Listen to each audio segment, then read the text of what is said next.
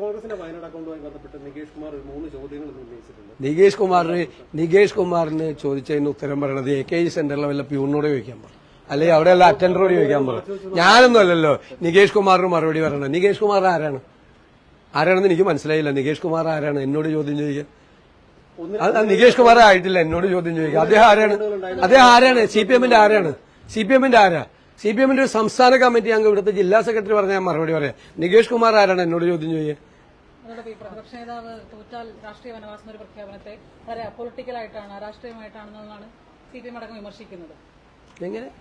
വളരെ പൊതുപ്രവർത്തകര് തോറ്റാലും ജയിച്ചാലും പൊതുപ്രവർത്തകർ തോക്കണ കാര്യമല്ല, ഞാൻ തോക്കണ ജയിക്കണ കാര്യമല്ല ഞാൻ പറഞ്ഞത്. എന്നോടുള്ളൊരു ചോദ്യമാണ്, വെല്ലുവിളി നിറഞ്ഞൊരു ചോദ്യമാണ്. UDF തോറ്റാൽ താങ്കൾ രാഷ്ട്രീയ വനവാസത്തിന് പോകുമെന്ന്. ഞാൻ പറഞ്ഞത് സാങ്കല്പിക ചോദ്യമാണ്. UDF തോക്കില്ല, UDF ജയിക്കും. തോറ്റാൽ പൂർണ്ണമായ ഉത്തരവാദിത്തം ഞാൻ ഏറ്റെടുത്ത് ഞാൻ രാഷ്ട്രീയത്തിൽ നിന്ന് റിട്ടയർ ചെയ്ത് ഞാൻ രാഷ്ട്രീയ വനവാസത്തിൽ അതിന്റെ തീരുമാനമാണ്.